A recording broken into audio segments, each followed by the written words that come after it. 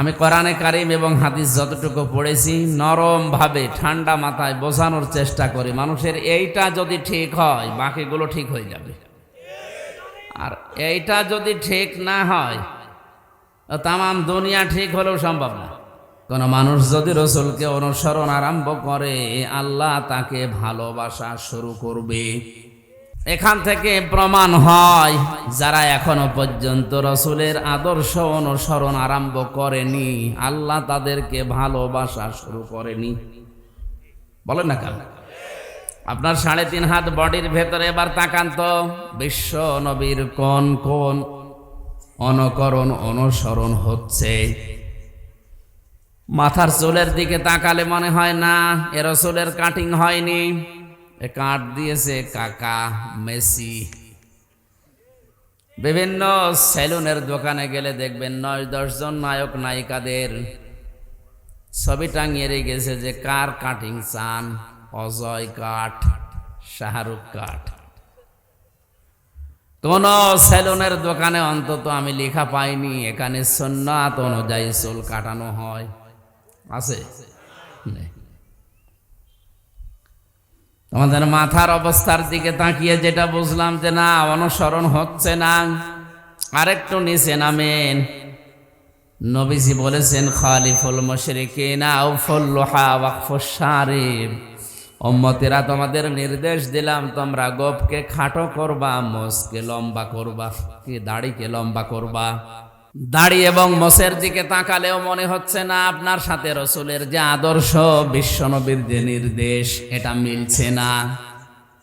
এর নিচে আরো যত নিচে নামবেন, পোশাক আশাক দিয়ে শুরু করে কোনো জায়গায় বিশ্ব নবীর অনুসরণ আপনার হচ্ছে না, তাহলে বুঝবেন আল্লাহ আপনাকে এখনো ভালোবাসা আরম্ভ করেনি।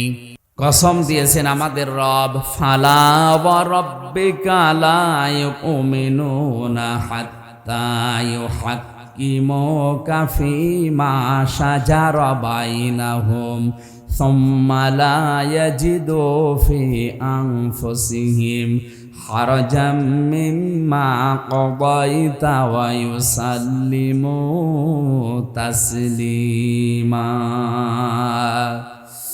খুব খেয়াল করেন, আল্লাহ পাক বলেন তোমার রবের কসম হে নবী। কসম করছেন যিনি তার নিজের নামে। কসম করছেন কে? আল্লাহ তার নিজের নামে কসম করছেন। হে নবী, আপনার রবের কসম। কখনোই লোকটা মুমিন হতে পারবে না যতক্ষণ পর্যন্ত জীবনের প্রতিটি ক্ষেত্রে আপনার দেওয়া সিদ্ধান্ত স্বতঃস্ফূর্তভাবে আনন্দ চিত্তে মেনে নিতে না পারবে। এমনিতেই মেনে নেওয়ার, আনন্দে মেনে নেওয়ার ভেতরে পার্থক্য আছে। অনেকেই বাধ্য হয়ে শেষ পর্যন্ত পরিবেশ, সমাজ, পরিবার, এদের দিকে, বন্ধু মহলের দিকে তাকিয়ে আল্লাহর রসুলের সিদ্ধান্ত মেনে নিতে বাধ্য হয়। এরকম না, বিশ্ব নবীর যত সিদ্ধান্ত দুনিয়াতে আছে আপনার জীবনে, পরিবারের, সমাজ আর রাষ্ট্রে, এটা একেবারে মন খারাপ করে না, আনন্দ চিত্তে মেনে নেওয়া লাগবে। সাল্লিমু তাসলিমা, স্বতঃস্ফূর্তভাবে আনন্দ চিত্তে যতক্ষণ মেনে নিতে না পারবে ততক্ষণ লোকটা মুমিন না। আয়াত আমার মনে হয় পড়ার পরে যেটা আমি বুঝলাম, আয়াত অনুযায়ী আমরা যারা আজ রসুলকে স্বতঃস্ফূর্তভাবে দুনিয়ার সব জায়গায় মানতে পারি না আর উল্টাপাল্টা ধারণা করি, তারা ঈমানদারি হতে পারেনি। আল্লাহ আমাদের হেফাজত করুন, জোরে বলেন আমিন। তাহলে আয়াতের সারমর্ম যেটা আমি বোঝাতে চেয়েছিলাম, আল্লাহকে ভালোবাসিয়ে দাবি করাই শেষ না। আল্লাহ বলেন দাবি করার দরকার নেই। যদি কেউ দাবি করে আল্লাহ তোমাকে ভালোবাসি, নবীজি আপনি বলুন সে যেন আপনার অনুসরণ আরম্ভ করে। এ অনুসরণ আংশিক না পূর্ণাঙ্গ? আরো জোরে বলেন, বলেন বলেন। মাথা থেকে পা পর্যন্ত, রান্নাঘর থেকে একেবারে সংসদ পর্যন্ত সব জায়গায় যদি অনুসরণ আপনি এখনই আরম্ভ করার সিদ্ধান্ত নিয়ে কাজে লেগে পড়েন, এখন থেকে আল্লাহ আপনাকে ভালোবাসা শুরু করবে। এক কথা বলা লাগবে। তাহলে এখনো পর্যন্ত আংশিক যারা করে আছেন তাদেরকে আল্লাহ ভালোবাসা শুরু, বলেন বলেন। যারা পূর্ণাঙ্গ করার জন্য সিদ্ধান্ত নিয়ে লেগে পড়েছে, নেমে পড়েছে, আল্লাহ তাদের ভালোবাসা শুরু। আজ 48,000 পীর এই দেশে। আমি পীর বিরোধী না, কিন্তু পীরের নাম নিয়ে আজ যেগুলো করছে তাদেরকে বলছি 48,000, তাও সরকারি জরিপে। অধিকাংশ দরবারের পীরদের ভেতরে রসুলের রাজনীতি নেই। আরো এরা উল্টাপাল্টা ফতোয়া দেয়। হ্যাঁ, এদের দাড়ি, টুপি, জুব্বা, জিকির, আজকার, দস্তরখানা বিছিয়ে ভাত খাওয়া, মেসাক করা, এই বিষয়গুলো আছে। জীবন চালাতে গেলে অর্থনীতি লাগে, অর্থনীতির ধারে কাছে তারা নেই। সমাজনীতি লাগে, সেখানে নেই। রাজনীতি লাগে, সেখানে নেই। আন্তর্জাতিক নিয়ম নীতি মানা লাগে, সেগুলোও তারা জানে না। বিশ্বনবীর জীবনের অনুসরণ তাদের আংশিক না পূর্ণাঙ্গ? তাহলে যত বড় পীর আপনি দাবি করেন না কেন, যত বড় দরবার আপনার থাক, যত কোটি কোটি মুরিদ আপনার দরবারে যাক, আল্লাহ আপনাকে এখনো ভালোবাসা শুরু। এত সহজ ভাষায় বলার পরেও কেউ যদি উল্টা দিকে নিয়ে যায়, ওর কপালে আগুন লাগবে। কথাটা যদিও নরম ভাষায় বলেছি, এটা যে কত ভয়ঙ্কর কথা, যাদের দরবারে এটা কাল রেকর্ড যাবে তারা দেখেন শুরু করে দেবে যে কি করলো। এত মুরিদ আমার দরবারে, এত কিছু, আমি তাহাজ্জুদ মিলে পড়ি, তারপরেও নাকি আল্লাহ এখন আমাকে ভালোবাসায় শুরু করেনি। হ্যাঁ, কারণ আপনার জীবনে অর্থনীতি নেই, আপনার জীবনে রসুলের রাজনীতি নেই, আপনার জীবনে রসুলের পরিবার নীতি নেই। অনেক দরবারে গিয়ে দেখেছি বিশ্বনবী তার স্ত্রীদের সাথে যে ব্যবহার করতেন ওইটা পাওয়া যায় না। আমার নিজের চোখে দেখা পীর সাহেব স্ত্রীকে তরকারিতে লবণ বেশি দেওয়ার কারণে গালি দিচ্ছে।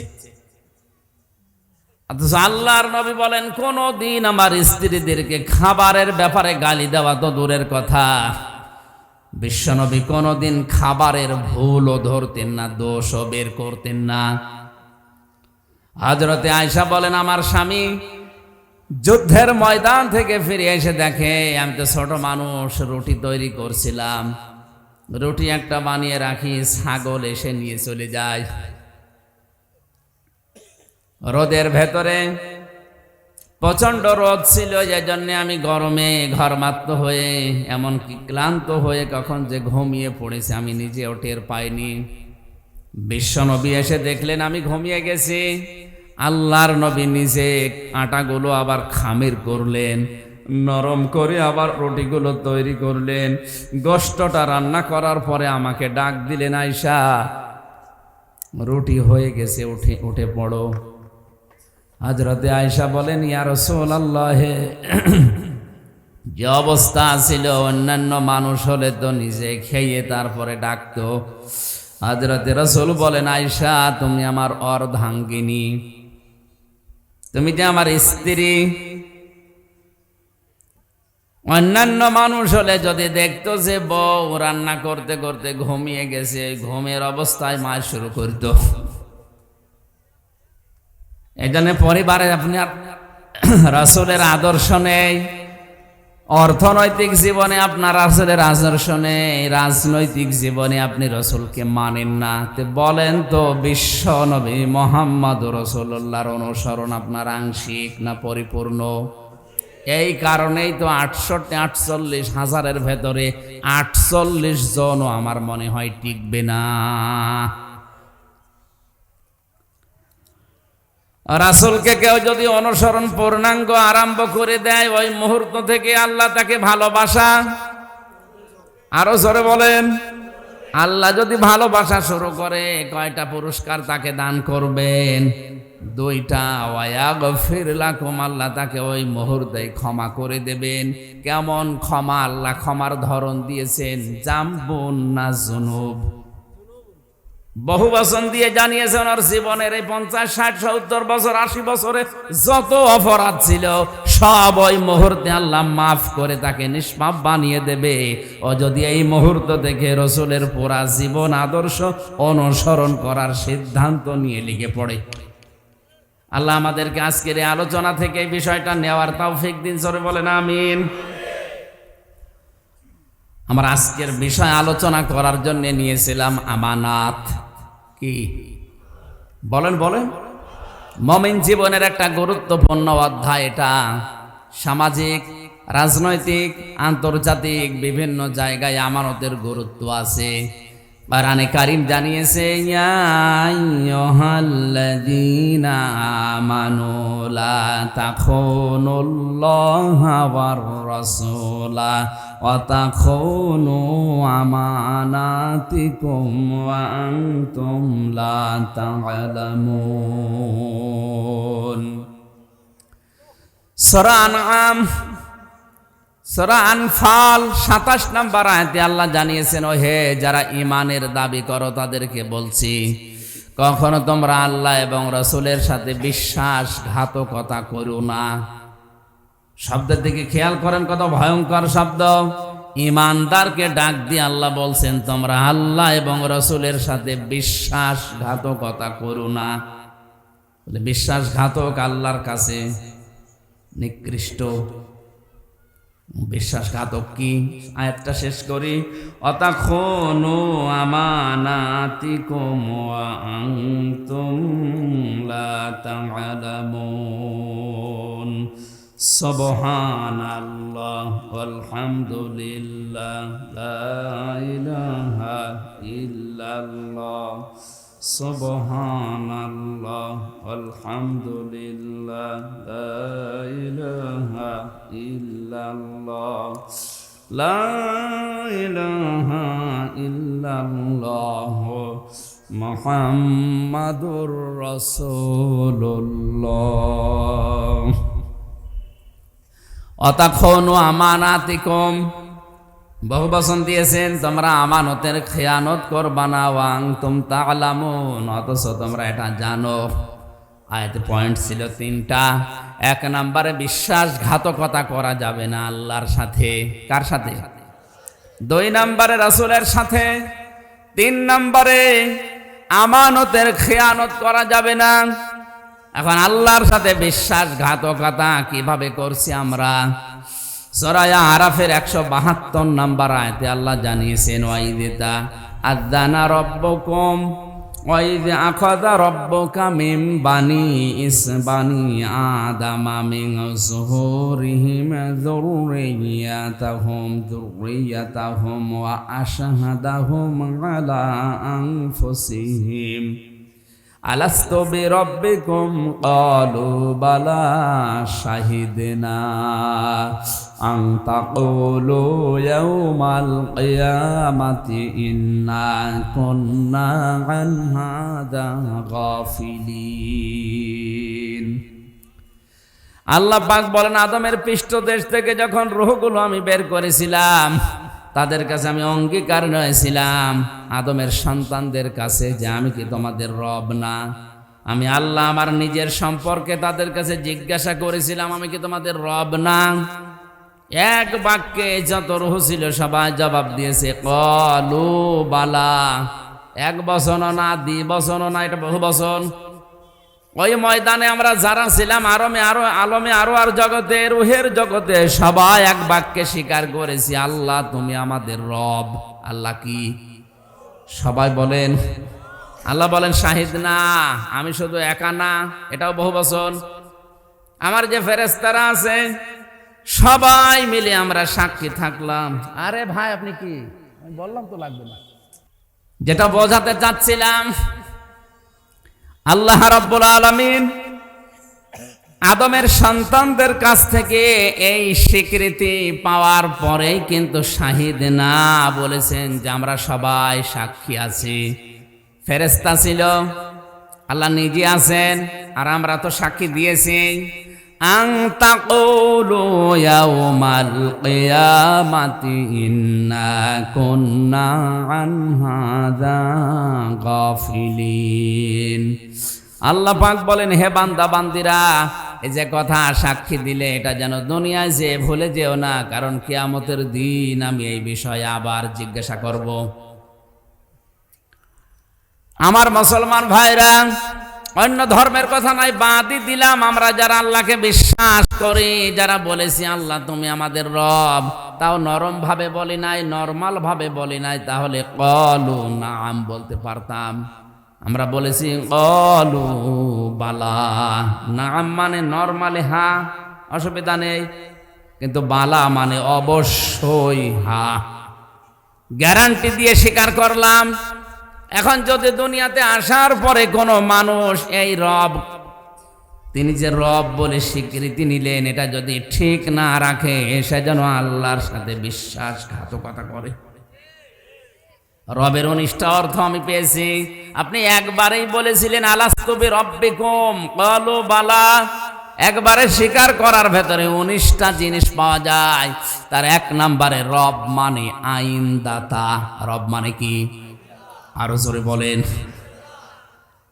ওই সময় যত রূহ আমরা আদমের পৃষ্ঠদেশ থেকে বের হয়েছিলাম, সবাই বলেছি ক্বালু বালা শাহিদনা, হে আল্লাহ তুমি আমাদের রব। রবের প্রথম অর্থ আমরা পেলাম, রব মানে আইনদাতা। সুতরাং দুনিয়ায় আসার পরে কেউ যদি আল্লাহর আইন না মানে, আল্লাহর আইন প্রতিষ্ঠা করার জন্য চেষ্টা না চালায়, ও সবচাইতে বড় বিশ্বাসঘাতক। কোরআনে কারীম জানিয়েছে, কোন মুসলমানকে যদি আল্লাহ ক্ষমতা দান করে, আল্লাযীনা ইম্মাক্কান্নাহুম ফিল আরদি ইয়াকামুস সালাতা ওয়া আতাউয যাকাতা ওয়া আমারু বিল মা'রুফি ওয়া নাহাউ আনিল মুনকার ওয়ালিল্লাহি আকিবাতুল উমুর। সূরা হজের 41 নম্বর আয়াতে আল্লাহ ঘোষণা দিয়েছেন। এটা আমি প্রধানমন্ত্রী সহ যারা মন্ত্রী পরিষদ কালকে মনে হয় গঠন হয়ে গেছে, না আজকে হচ্ছে, 300-র উপরে যারা এমপি হয়ে গেলেন, ইমানের দায়িত্ব অনুযায়ী, মানবতার দায়িত্ববোধ নিয়ে আপনারা যেহেতু দায়িত্বে গেছেন, এই মুহূর্ত থেকে সংসদের প্রথম অধিবেশনে 4টা কাজ আপনারা বিল পাশ করবেন। 1 নম্বরে নামাজ কায়েম করা লাগবে রাষ্ট্রীয়ভাবে। এটার পক্ষে আছে না নেই?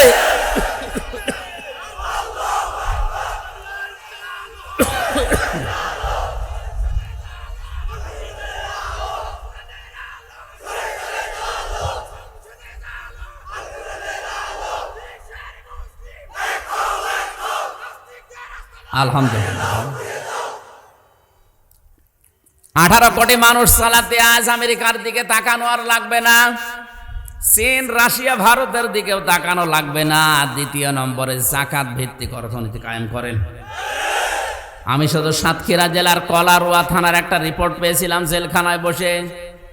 ওই রিপোর্টে জেনেছিলাম ওই থানার ভেতরে যতগুলো ব্যাংক আছে, এই ব্যাংকগুলোতে যে টাকা পড়ে আছে, এই টাকাগুলো যদি শুধু যাকাত আদায় করে সরকার, তাহলে ওই থানায় যারা আছে তাদের চলার জন্য 4 আনা পয়সাও ভিক্ষা করা লাগবে না। সাতক্ষীরা বাংলাদেশের খুব উন্নত জেলা না, ওটা গরিব এলাকা। ওরা মাছের ঘেড় দিয়ে জীবন চালায়।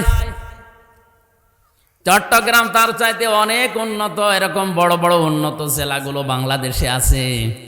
এই জেলার বিভিন্ন জায়গায় যে ব্যাংকগুলো আছে, কিচ্ছু করা লাগবে না, পরামর্শ দেওয়া দরকার। দিচ্ছি যারা দায়িত্বে আছেন 1734 জন মানুষ। কয়জন? বাংলাদেশ চালাচ্ছে এখন মাত্র 1734 জন মানুষ। 18 কোটি মানুষকে যারা কন্ট্রোল করছেন, যাকাত ভিত্তিক অর্থনীতি কায়েম করে দেন। সংসদের প্রথম অধিবেশনে বিলটা পাশ করেন। 300 এমপি যদি এক বাক্যে হ্যাঁ বলে দেয়, পাশ হয়ে যাবে। এটা যিনি সর্বপ্রথম শুরু করবেন, কিয়ামত পর্যন্ত যদি এটা বাংলাদেশে থাকে, ও কিয়ামত পর্যন্ত কবরে বসে যাকাতের সওয়াবগুলো পেতেই থাকবে। দেখি কেউ করে কিনা। ভালো কাজগুলোর আদেশ করবে, অন্যায় কাজগুলো বন্ধ করে দেবে। এই 4টা আদেশ আগে সংসদে পাশ করা দরকার। এটা মুসলমানকে ক্ষমতায় দিলে তাদের দায়িত্ব দিয়েছেন কে? 50 বছর হয়ে গেল আমরা স্বাধীন হয়েছি, ঘুরে ফিরে মুসলমানই প্রধানমন্ত্রী, মুসলমানই রাষ্ট্রপতি হয়, কিন্তু একবারও এই 4টা আদেশ আমরা পাইনি। আশা করছি এবার পাবো। বলছেন না? এই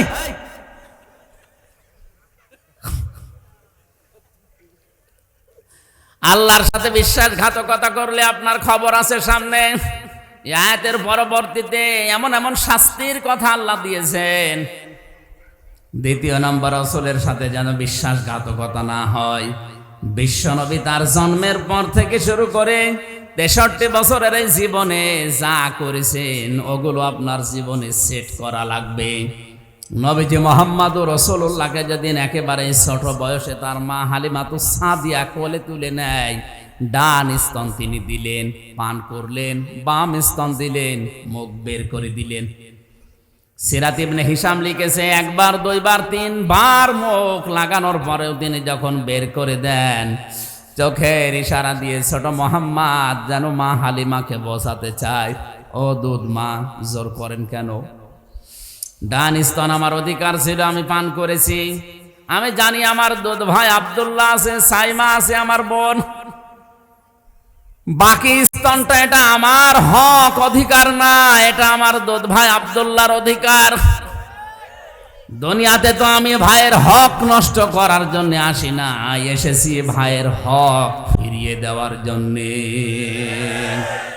যেই নবী মায়ের কোলে বসে ভাইয়ের হক নষ্ট করে না, সেই নবীর উম্মত আমরা এখন যারা দাবি করছি, যত বড় হচ্ছি ভাইয়ের হক মারার জম হচ্ছি। অনেক ভাই এখানে বসে আছে, কায়দা করে নিজের নামে ভাইয়ের সম্পদগুলো জাল দলিল করে লিখে নেয়। মানুষের জমিন ফাঁকি দেওয়া লোক যদি এখানে থাকেন, কেউ ভাই, কেউ বোন, কেউ ছেলে মেয়ে, যাই হোক, আর অন্যের কথা তো বাদ দিলাম, আপনজনদের ভেতরে নিজের ভাই, নিজের বোন, নিজের ছেলে মেয়ে, এদের সম্পদ যদি কেউ আত্মসাৎ করে থাকেন, জমি জায়গা ফাঁকি দিয়ে থাকেন, যতদিন ওইটা ফেরত না দেবেন ততদিন আপনার ফরজ কোনো ইবাদত কবুল হবে না। 2 নম্বরে, আপনি যখন মারা যাবেন, এ জমি ফেরত না দেওয়ার কারণে আপনি বেঈমান হয়ে মরবেন, আপনার নামাজ রোজায় কাজ হবে না। শরিক ফাঁকি দেওয়া লোক আছে কিনা আমি একটু দেখতে চাই, হাত তোলেন তো। একজন না, এ মনে হয় এ ময়দানে নেই। হ্যাঁ, আপনি কি বোঝেন কিছু, নাকি আবেগে হাত তুলে ফেলেছে? 2টা শাস্তির কথা বললাম না, যে ফরজ ইবাদত কবুল হবে না, আর মরণের সময় ঈমান নসিব হবে না, বেঈমান হয়ে মরবে যারা শরিক ফাঁকি দেয়। শরিক ফাঁকি বোঝেন আপনারা?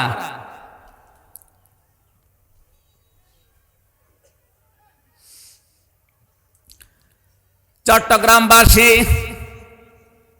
3 নম্বরে, অতাখুনু আমানাতিকুম ওয়া আনতুম তা'লামুন, তোমরা আমানতের খেয়ানত করবা না জেনে শুনে। আমানত প্রধানত 9 প্রকার। কয় প্রকার?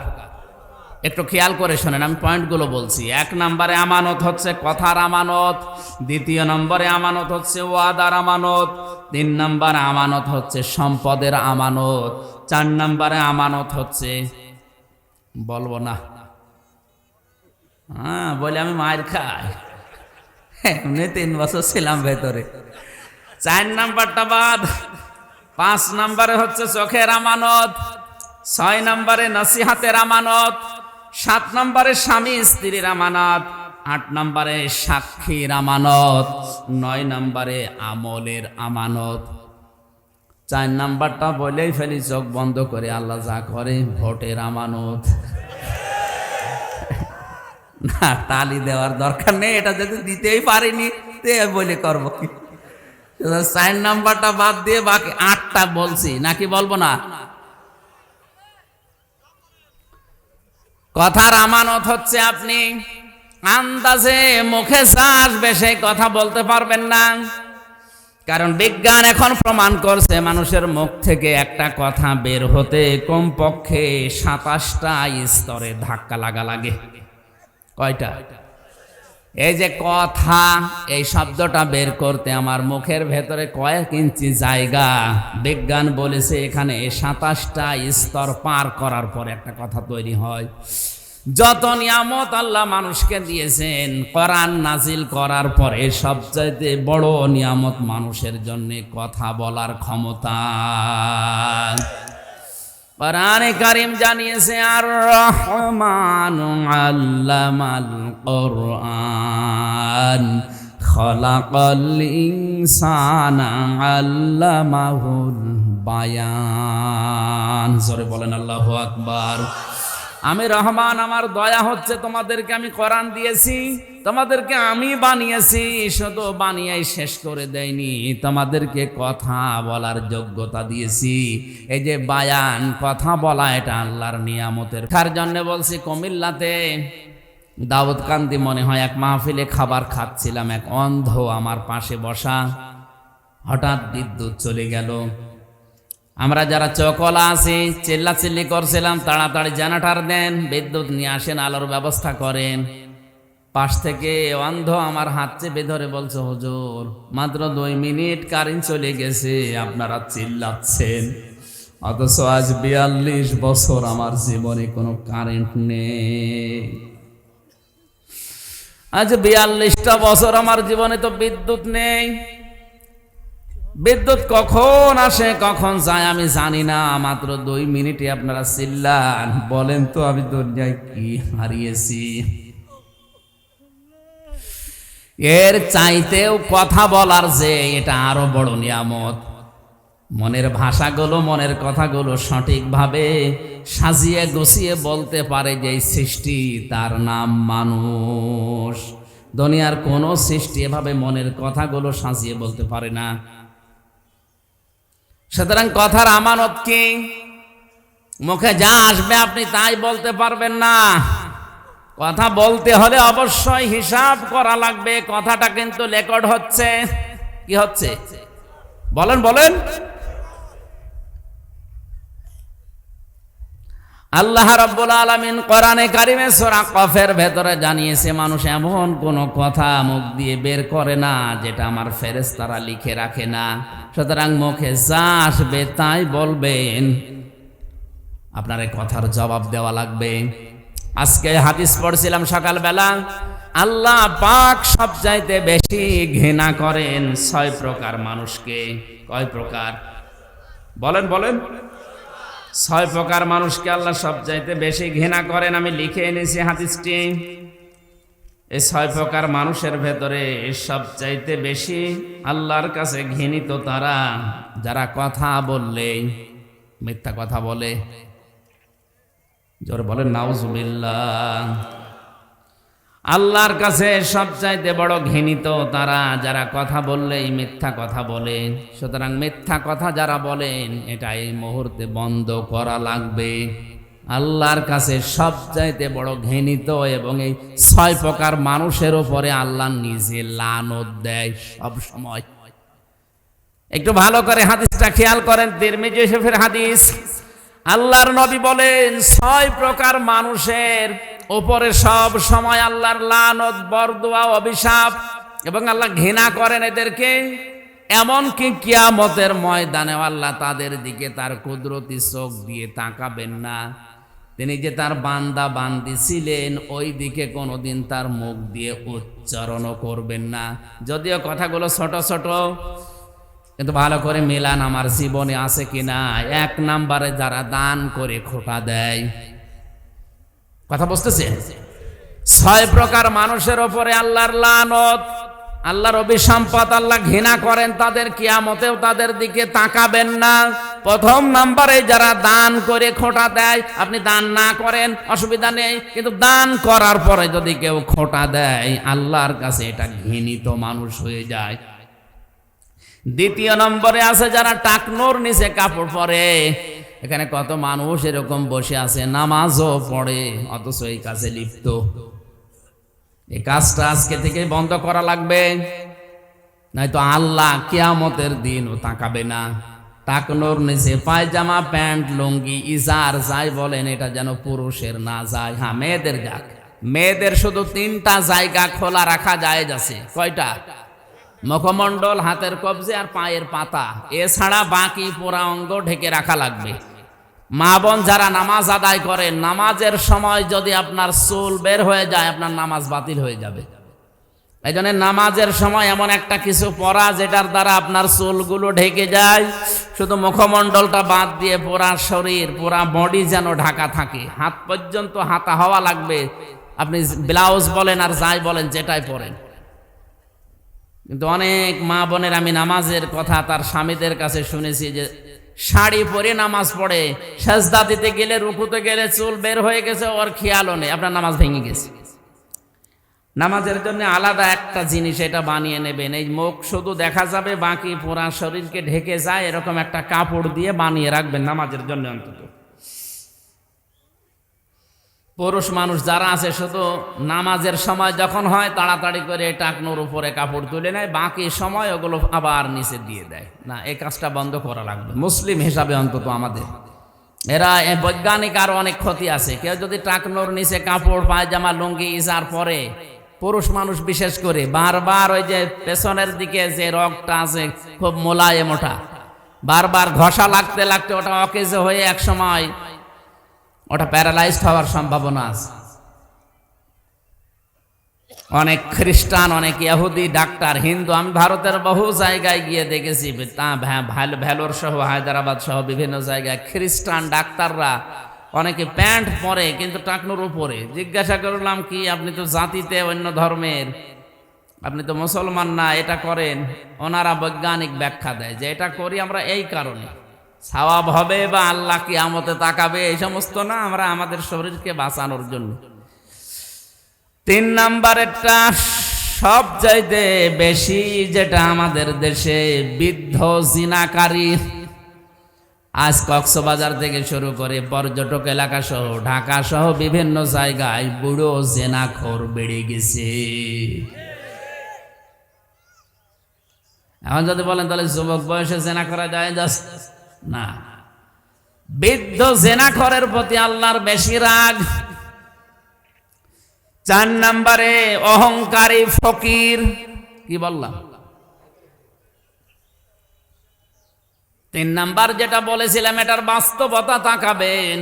কত মানুষ নিজের জায়েজ বৈধ স্ত্রী থাকার পরও বৃদ্ধ বয়সেও গার্লফ্রেন্ড বয়ফ্রেন্ড যাই বলেন, বিভিন্ন জিনিস নিয়ে হোটেলে, বিভিন্ন জিনিস নিয়ে অনেকের ঘরে রাত কাটাচ্ছে, জেনা করছে, দেদারছে। আপনার প্রতি আল্লাহর লানত, আল্লাহর ঘৃণা, এবং কিয়ামতে আল্লাহ আপনার দিকে তাকাবেও না। 4 নাম্বারটা অহংকারী ফকির। কেন বললাম? এখন যদি বলেন ফকির মানুষ অহংকারী করে, তাদের বলেন আমরা তো কেউ ফকির না। আল্লাহর দৃষ্টিতে এখানে যারা আছি আমরা সবাই ফকির। আল্লাহুল গানিয়্যু ওয়া আনতুমুল ফুকারা। আল্লাহ পাক বলেন তোমরা সবাই ফকির, ধনী শুধুমাত্র আমি আল্লাহ। সুতরাং আমরা ফকিরের জাত, ফকিরের সন্তান। আমাদের অহংকার থাকলে আল্লাহ পাক ঘৃণা করবেন, তাকাবেন না। 5 নাম্বারটা মিথ্যাবাদী প্রেসিডেন্ট, শাসক।